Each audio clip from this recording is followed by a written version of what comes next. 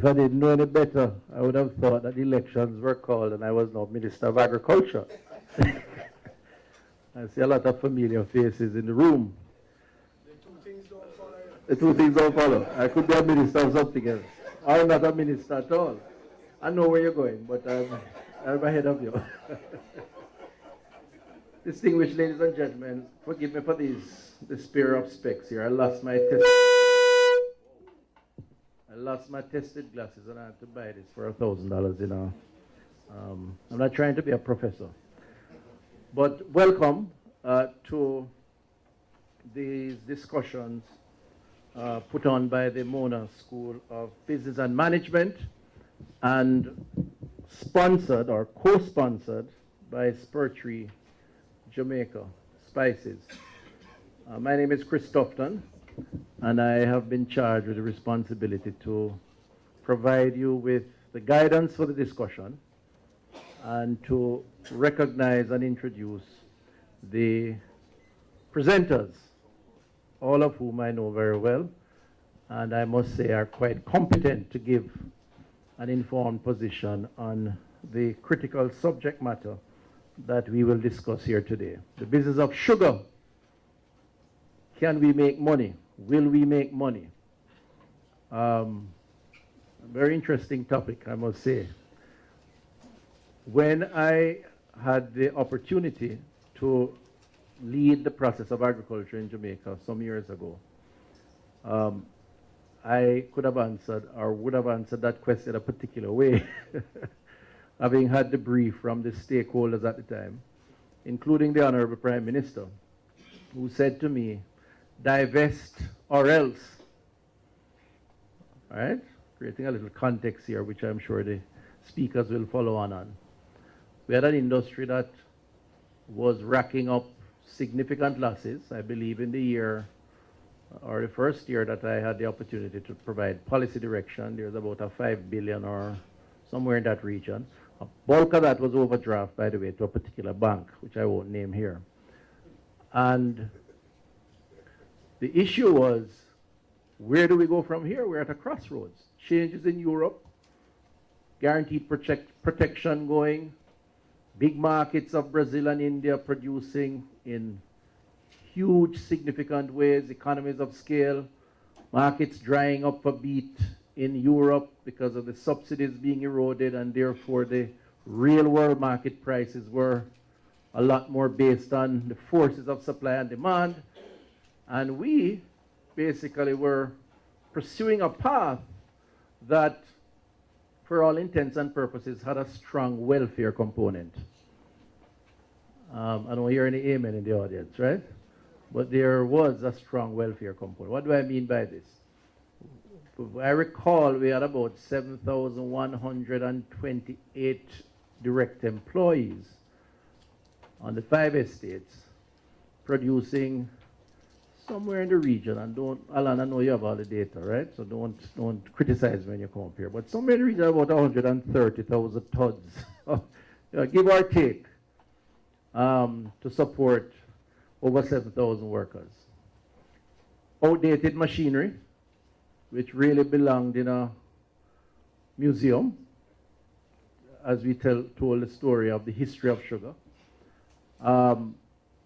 One primary product, bulk sugar, and frankly speaking, at the same time, if one were to be totally balanced in the view, providing substantial economic engagement, although heavily subsidized, for critical components of Jamaicans in rural Jamaica. During the heights of the harvest season, about 40% of the economy in Savalanamar, right, was because of sugar, Frome, and its environs. And so one could not discount the contribution to providing a livelihood to substantial citizens, numbers of citizens in these critical communities of Clarendon, Westmoreland, of course Trelawney, and here in St. Catherine. But at the same time, taxpayers had to subsidize it heavily. And so the mandate was fine, private money to invest. And what a journey it was, Ambassador Heaven. You were a key player there. Remember, you were my advisor one time, right? So anything happened bad, you must blame Ambassador Heaven, right? Starting with the Brazilians, Infinity Bioenergy, you recall that? Presentation after presentation, behind closed doors and otherwise. This great hope to restore. And we felt they had the expertise because Brazil was a big player. Then came 2008, 2009, and the financial crisis. That's what Infinity Bioenergy claimed. That took them out of the runnings. Maybe not, but that's what they said. And then we went to the Italians. You traveled with me to Italy, I recall. We had Robert Levy, yourself, Orbin Hill, myself. And we went to Eridania, one of the large players in the Italian market for sugar, beet sugar at the time, but other things also. We made a big time presentation, and they considered it, and they said, boy, I don't think we can help you, And we had to withdraw, prepare again, and ask them for advance financing. That's what kept the industry open for a year. They gave us $15 million in exchange for future bulk sugar. But they would not buy in as a direct investor. So the Italians fell through. We had to go back to the drawing board. Long and short of the story is that we ended up with the Chinese, who were the third approach after the Brazilians and the Italians, and of course the local players. And we had to dismantle the industry and offered it piece by piece as opposed to an entire process. So fast forward to today, and the efforts have continued with the Commission of Inquiry headed by Alvin Wint to look at the restructuring of the industry. And it was predicated on a critical proposition. And that proposition was that this wasn't about sugar, it was about the cane industry, right? And my memory serves me right, and I can be challenged when the learned speakers come forward. What can we do with cane to make it a multifaceted crop, by the way? It can do a lot of different things to make it a viable economic concern. And the business plan that supported the prospectus to sell off from government to private hands identified a number of revenue streams. Ethanol for energy, and cogen, of course refined sugar, bulk sugar, and so on. And today what we have is an industry that is attempting so to do, but clearly has to confront the challenges of the international marketplace, which is harsh because it's no longer a subsidized marketplace. And so today I think it's only relevant that the School of Business headed by Professor Denzel Williams and his team, Shemima Solomon and the others, would want to spend or shine the spotlight on the business of sugar. We have seen, we have heard in the news where we are, where we're going. We've seen the challenges that we're facing. Some persons are cutting back, not producing this year. Others are trying to expand and to recalibrate their formula. I think it's only relevant for us to discuss it. It's sufficiently an important issue to the economic activity of this country. To help us to understand the issues are persons who have been involved for some time and who can lend a very informed perspective on this issue. And my job it is to introduce them and to tell them they have no more than 15 minutes per person to vent their position, at which point we open the floor for discussion. The first is Ambassador Derek Heaven, OJ. And Ambassador Heaven is current chairman of the board of directors of the Jamaica Cane Product Sales. Ambassador Heaven is a dedicated administrator, of course, advocate for Jamaica's agricultural sector, particularly in the sugar industry, and is a respected voice in sugar on the global stage. Ambassador Heaven came into sugar in 1999. I'm just reading what I have here. You came into sugar in 1999. As the Chief Executive Officer of the government-owned Sugar Company of Jamaica Limited and subsequently became executive chairman of the Sugar Industry Authority in 2003, serving for 11 years. He has also served as chairman of the International Sugar Organization. His tenure in public life includes serving as Jamaica's first resident ambassador to Japan and also as High Commissioner to the United Kingdom, also to China, I believe, ambassador to China. And he is a former councillor, so he's a political representative, MP, and a Minister of Industry and Commerce. And I must tell you, if there's ever an encyclopedia on sugar in Jamaica, speak to Ambassador Heaven. I've been encouraging to write a book, but I'm not sure he's taking it on, but I think you should. Let's give it for Ambassador Heaven, please. Thank you very much. And then let me just introduce the others quickly. William Lawrence, Dr. Lawrence, who is here in the School of Business, a management consultant and director of professional services unit at the Mona School of Business and Management, UWI. In the early 1980s, he worked as a shift superintendent at West Indies Sugar Company Limited, Frome, that's in Westmoreland. Williams received special training as a factory manager by the Sugar Industry Research Institute, the GTZ Germany, and the Vocational Training Development Center under the National Sugar Company Scholarship Program. He earned postgraduate diploma in sugarcane processing, 1981, from the University of the West Indies, Mona. Title of his thesis for this diploma is Power Alcohol Production in the Sugarcane Industry.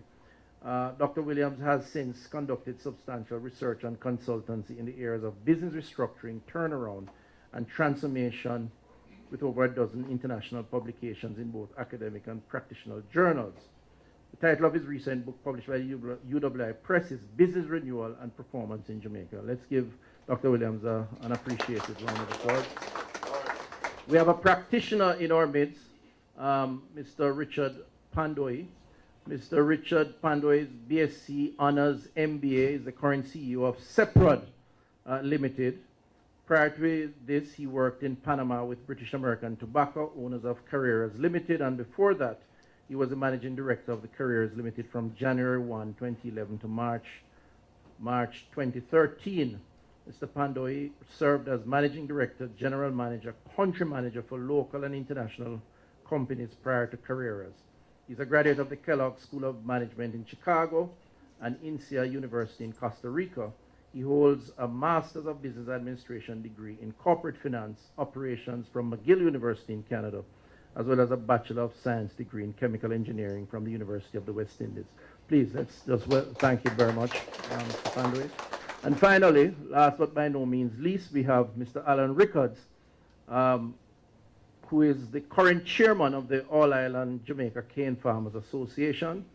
The association was founded in 1941 as a body incorporated by the Cane Farmers Incorporation and Cess Law, and is responsible for the handling of affairs on behalf of more than 1,500 members. One of the association's key aims is to promote, foster, and encourage the growing of cane by farmers and the orderly and proper delivery thereof to factories and extension, and welfare of cane farmers as an island industry. Mr. Rickards brings invaluable experience and knowledge to the business of sugar. So we're going to ask, please, just give Mr. Rickards an appreciated round of applause. So we're going to ask the speakers to come one after the other without being introduced again, starting with Ambassador Heaven, and again, 15 minutes to articulate their position on the issue. But before that, following the program, I'm going to ask Professor William Lawrence, head of the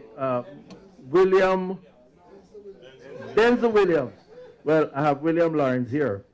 I'm not sure. Oh, Denzel Williams, sorry. Executive Director of the Mona School of Business and Management, to give us a warm welcome. Sorry, too many Williams in the audience.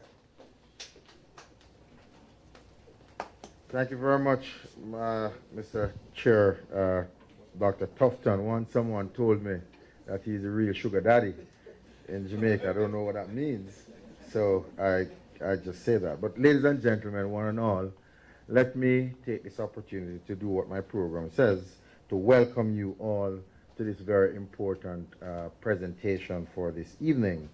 But I want to extend a special welcome to what I think is the best panel that we could have actually put together to discuss this very important subject this evening. I also want to recognize Mr. James Solomon, who is a key organizer for this forum. Our former chairman, she's somewhere in the audience, Ms. Mina Israel, and also our deputy executive director at the Mona School, Mr. Michael Williams. Now, talking about sugar in the West Indies is always a balancing act. It's a challenge to talk about sugar in the West Indies when you're dealing with the issue at the University of the West Indies. Because speaking about sugar reminds you of 600 years ago when the Zong left the coast of West Africa for the West Indies with the singular aim of getting able-bodied African people to drive wealth creation for plantation owners in Europe. Fast forward 600 years on, and what you have are able-bodied African people who are now owning plantations and creating wealth for themselves and for the post-plantation economies under different global circumstances.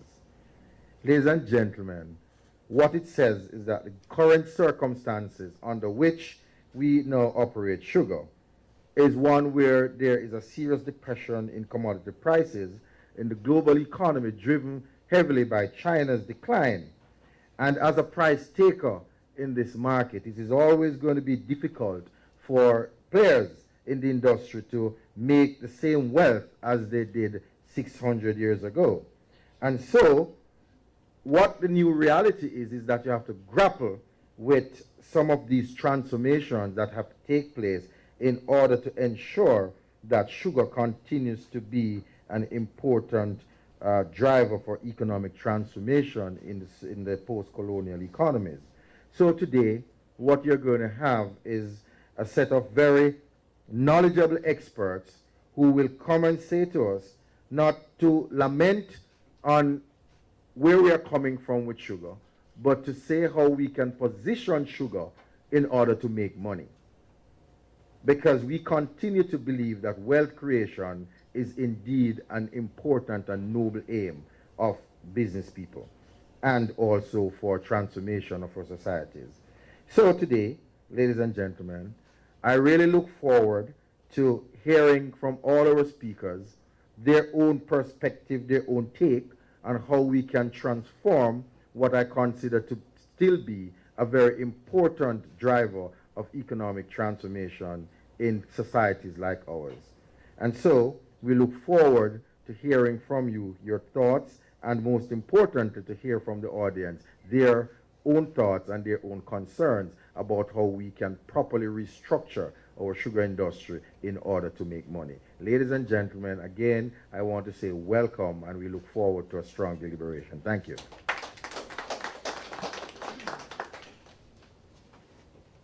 Thank you very much, Professor Williams. Okay, so we're going to move straight into it. We're going to ask Ambassador Heaven, and then the other speakers will flow right after. Thank you very much, Mr. Chairman, my former boss. Good afternoon, everybody. I have been asked to make a contribution to this afternoon's proceedings, but I was asked specifically to give a brief overview that involves a little history, and particularly aspects relating to the marketing and the negotiations which play such an important role in the survival of the industry. I don't think that I should come to the university to give a history lesson, so I will just briefly remind us of where we were coming from. The fact is that the topic that is chosen, can we make money?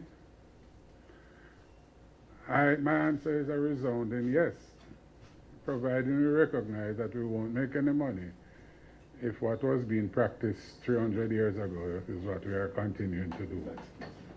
And that is precisely part of the problem that we face, in that we continue, as was the practice when Columbus came with the first joint of cane, which was planted, And an industry was developed under the Spaniards, very briefly. The people who were supposed to provide labor were not properly treated and they died rapidly. And when the British came, they found the answer by bringing slaves from Africa, which brought about a significant increase in production and in the number of factories that were available at the time. In fact, at one stage we had just about 500 odd sugar factories working.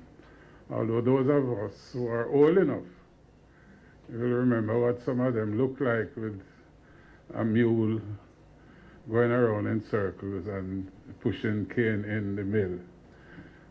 Those were regarded as sugar factories. By the end of the First World War, Jamaica had become known as the world's largest exporter of sugar. And I remind my Brazilian friends of this sometimes when I talk to them, that they have inherited something from us, in that we were in fact the world's largest exporter of sugar. And at one stage, during the First World War, when there was this shortage of sugar, prices went through the ceiling. And so there was a lot of investment, and a lot of people were moving into the sugar industry, to the extent that we moved from a scarcity to a surplus, with all the attendant problems that surpluses bring. In 1929, the sugar manufacturers in Jamaica got together and formed the Sugar Manufacturers Association, which was primarily formed to look at the whole issue of the marketing of sugar, how they could pool their resources to market sugar both on the domestic market and internationally. What happened, however, is that there was this oversupply and the market became a little depressed, and so the number of factories in Jamaica at that time fell dramatically to 18. In 1965, Jamaica recorded its highest ever production of sugar.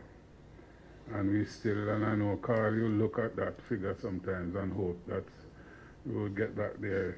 It was 506,000 tons of sugar was produced in 1965 from 18 factories. The Sugar Manufacturers Association at the time, and those of us, again of us who are old enough will remember such names as Sir Robert Kirkwood, who incidentally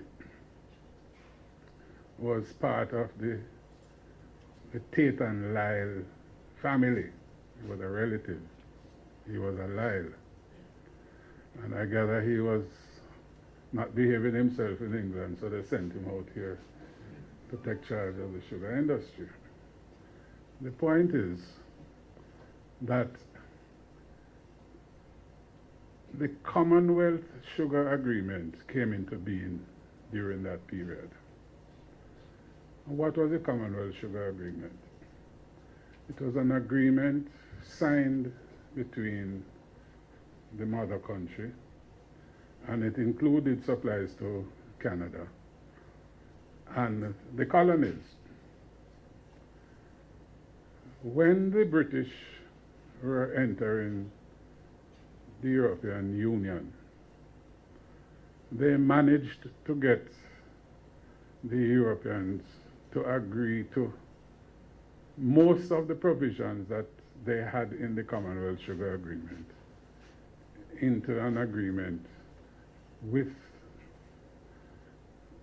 the UCP countries, which was expanded to include not just those who were part of the colonies, but colonies of France, Spain, Belgium, all of those were included in a massive agreement. Now, before we get carried away, as we are inclined to be told, that that agreement was largely put in place to benefit us. The point is that the factories were all owned by persons in the mother countries. And so a lot of those agreements that were put in place facilitated the owners of production. What were some of the important parts of these agreements? We were allowed to send one product, raw sugar, to the mother country, duty-free.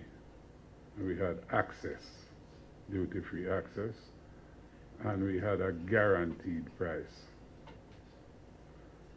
When the British became part of the European Union, in essence, those important parts of the agreement were transferred over to the EU. However, the EU added something which we have become to realize that we totally misunderstood.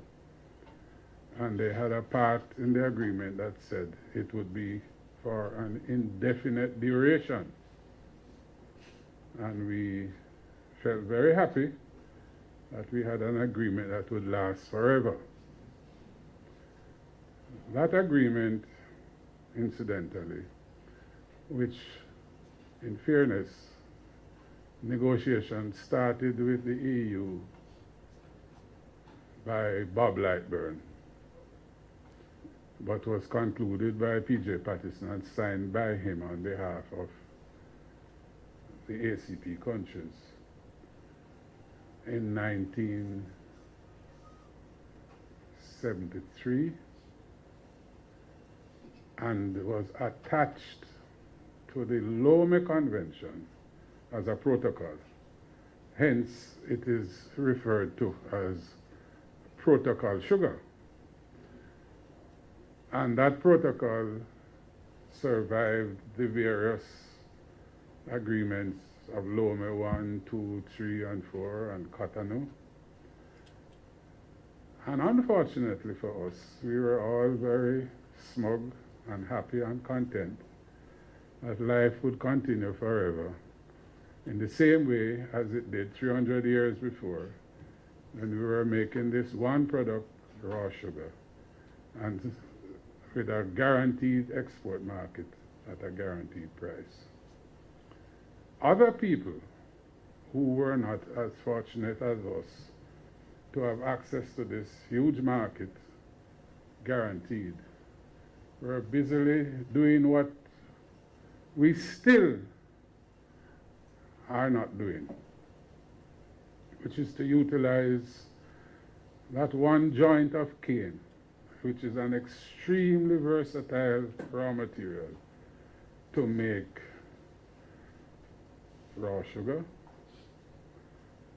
to make ethanol, to make pharmaceuticals, to make plastics, to sell energy. And you go to any factory in Brazil, and at least 5 different income streams. But we have been content to be satisfied with producing raw sugar.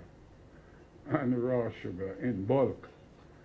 I mean, at least I know of one factory now in Jamaica that is attempting to package the raw sugar, which is a form of value added. But we have never been looking at this. And so over the years, when all the objective conditions have changed, we haven't been doing anything. You might ask, what about rum? There's a technicality about rum, yeah, where rum is regarded as a byproduct of molasses, that it is not a byproduct of sugar. And so the earnings from the rum industry doesn't fall to the sugar industry.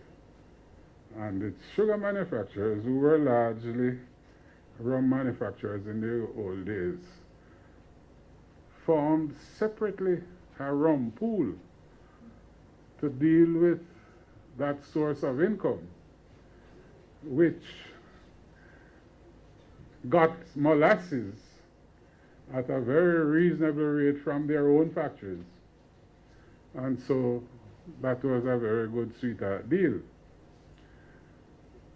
The trade unions have been protesting for years about the fact that there is nothing accruing to the industry from the rum industry. And of course the rum people are very upset about that, because they don't even want to hear about it. But let me just say what is happening now with the European Union. And we keep at all times referring to the European Union because it is by far our largest market. It's duty-free, guaranteed entry.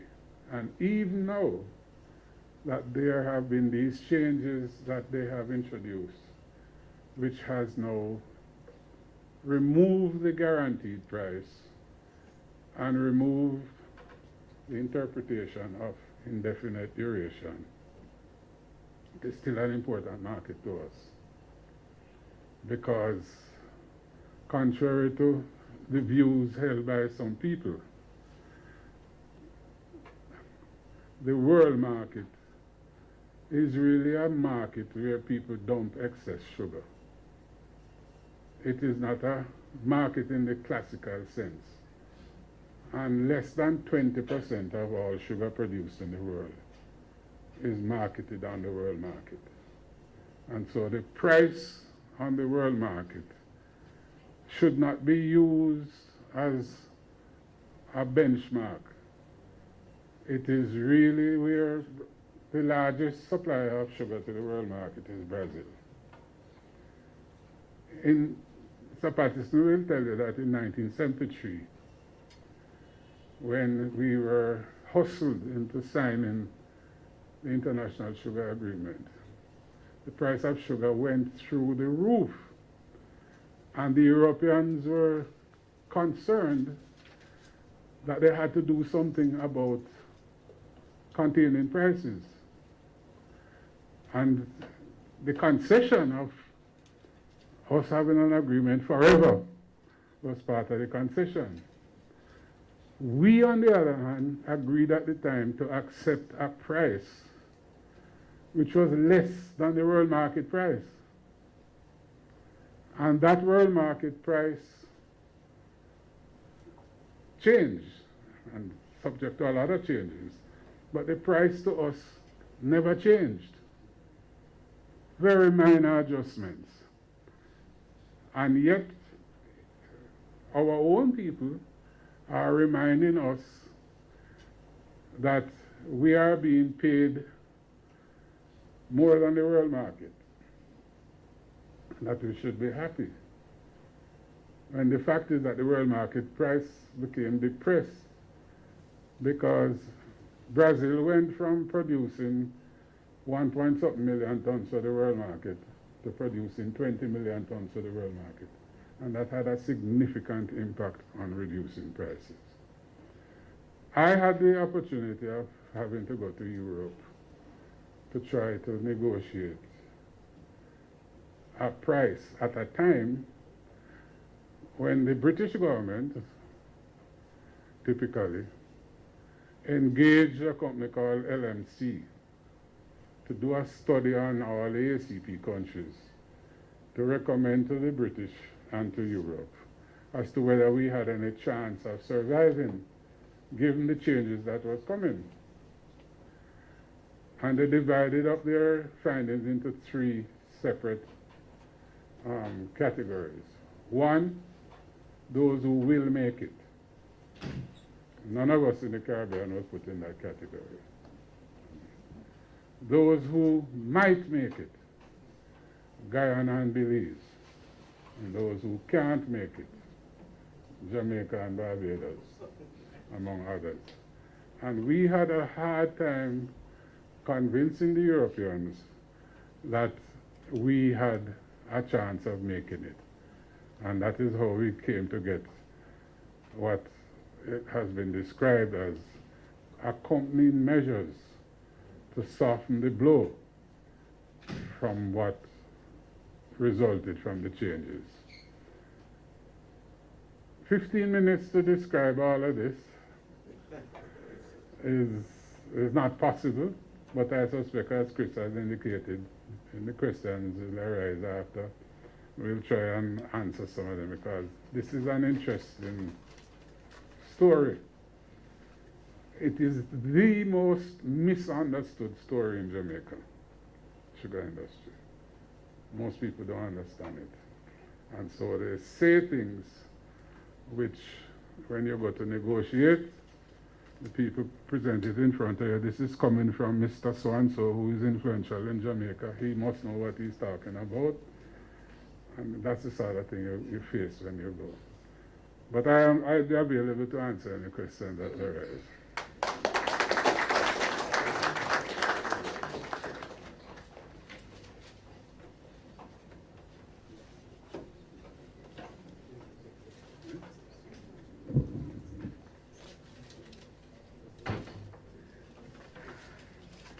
Ladies and gentlemen, good evening.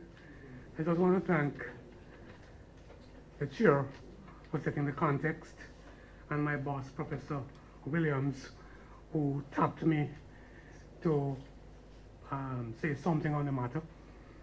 And I must tell you how heartened I am when I listen to somebody of the caliber of the ambassador go behind the numbers to reveal some of the things that's really going on in sugar. Because in my view, no one can deny credibly that the Jamaica sugar industry contributes substantially to our social and economic well-being for a very long time, despite the issues. And this debate about the viability of sugar as a business is not new. You know, over 30 years ago, I must acknowledge someone who win me in the sugar industry over 30 years ago is here, Mr. Ludlow Brown. I certainly recognize your presence. Even back then, the same discussions were taking place. And yes, Ambassador, when I got into the industry, I was trained as a factory manager. A part of my training involved spending a fair amount of time at the pilot plant at Bernard Lodge, experimenting with the comfort separator and other things to try to diversify, to recognize that cane is not just sugar. And even back then, more than 30 years ago, there was hope that we could look at the other products. And for some reason, as you've quite ably put, Ambassador, we seem to have not gone down the road. Indeed, as the ambassador has pointed out, sugar has benefited from prices above world market, and he has cautioned that less than 20% of the sugar output is on the world market. So on the one hand, people are saying, well, here is the industry and the factories benefiting from a preferred price, and yet output has declined over the past 40 years, and indeed we have seen financial hardship. And this is why the focus of my brief 10 minutes is really on trying to suggest the answer to a question: can Jamaican sugar factories make money? And I restrict my comments to the area that I've been involved with, which is the factory. I believe that this question needs to be answered because I think most of us know that successive governments have said that the industry must be private sector led, and the private sector is expected to put in capital and make a substantial level of input. But we also know the private sector requires a fair return on investment. And therefore, it's in this context I'd like to make my remarks, and it really becomes even more meaningful when you reflect on what the ambassador said. The ambassador has pointed out that there has been substantial attrition in the number of factories over the past 100 years. So back in 1900, there were 140 factories around. Today, far less than 10. But the ambassador cautioned that when you look at the attrition, especially in the early years, remember the kinds of factories we're talking about, with donkeys turning the mills. So we are not to believe that all these factories were like the ones I worked at Wisco Froome. But certainly, we have seen that the closures have been largely attributed to a myriad of external pressures and internal weaknesses, and I've listed some there. In fact, this list is by no means exhaustive. I ran out of slide space and decided to stop. But certainly, what we know is that if the factories are to go forward, and the industry by extension, the leadership must make decisions that will create and deliver value for long-term sustainable financial success. There's no question that we've got to make the right kinds of decisions. And here is where I feel that academic research can help. Yes, academic research. I've been at the university 7 years, come next month, and I am of the firm view that there is nothing more practical than good theory. Because more than 50 years ago, 1963 to be exact, two academics pointed out in what is now called the behavioral theory of the firm, that if you want to make money from a company, a factory, a sugar factory, you should focus on three variables primarily and manage those three variables. These variables are price, output, and resource allocation. And I'd like to use this theory to spend the next couple of minutes sharing my thoughts. If you take the first two, price and output, the chart on the left of the screen speaks to exactly what the ambassador said. If you map Jamaica export sugar prices against world prices, you will see that the prices are substantially above the stated world prices coming from the United States Department of Agriculture. And the USDA has in fact projected world sugar prices all the way up to 2025. And they're saying that you should expect world sugar prices to be less than 20 cents per pound for raw sugar out to 2025 and beyond. What this means, if Jamaican sugar factories intend to compete in this nebulous 20%, you've got to gear your output to the volumes required to drag down your fixed costs, if you can.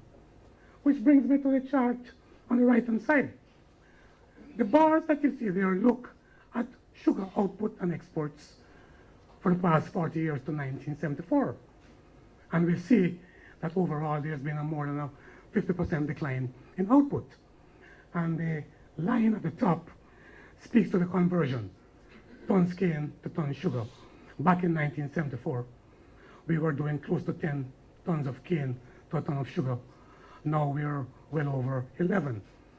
So you see, just looking at this, if we are going to play the raw sugar game, we've got to dramatically expand output to be able to drive down those prices. And the question becomes, can we get there? I was heartened when the government, Dr. Tufton, announced back in 2010 that the projection for 2015 under private management would see the industry hopefully producing 200 tons of sugar and 70 million liters of alcohol. I don't think we've quite got there. But that wish, in my mind, was looking in the right direction. Because what I've done, I've taken a look at what Pakistan is doing. And I've compared and contrasted two factories in Pakistan, both listed on the Karachi Stock Exchange and disclosed quite a bit. There is the group called JW Sugar Mills. Has anyone heard of them? JTW Sugar Mills. And then there is another one called Pangrio Sugar Mills. Pangrio Sugar Mills became insolvent last year and didn't produce a pound of sugar, while JDW Sugar Mills expanded and remained profitable, exporting to places like the Middle East, the Asia Pacific, and the United States. So looking at this sugar factory expansion scenario, and compare the two models, the chart on your left is JDW Sugar Mills. The chart on your right is Pangrio. Pangrio on the right became insolvent, producing white sugar only, over-relied on debt, blamed inconsistent cane quality and supplies from the third-party producers that they used exclusively for their demise. While the company on the left, JDW, invested heavily in expansion. Between the years 2007 and 2014, JDW moved their asset base from 70 million US dollars to over 320 million US dollars to get the volume up. That's the kind of investment we're talking about if you're going for the economies of scale solution. But even so, the company realized that that was not enough. So what it did, it invested heavily in cogeneration, producing today some 60 megawatts of power supplied to the Pakistan national grid at just under 12 cents per kilowatt hour. 12 cents. And that represents a substantial part of their bottom line. So you see, and I'm talking 2014. So even someone of the ilk of a JDW, churning out well over 300,000 tons of sugar, more than the combined output of all our factories, recognized that they had to shore things up while traveling with very low debt. I'd like to suggest that even if we were to adopt the JDW Sugar Mills solution in Jamaica, our factories, even with retooling, couldn't get there. Economies of scale, in my view, is not enough to take us to where we want to go. We've got to look also at economies of scope. So we're talking about resource allocation, the third variable from the behavioral theory of the firm. Here's what I'm talking about.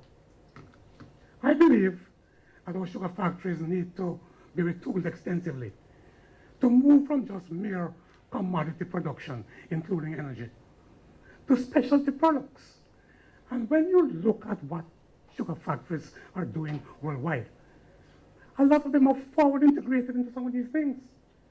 Chutneys, sauces, marinades, dressings, syrups, jellies, jams, ketchup, starches, chocolates, baked products, you name it.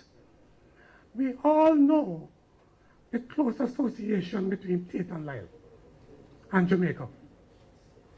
And the fact is that Tate and Lyle transformed several years ago.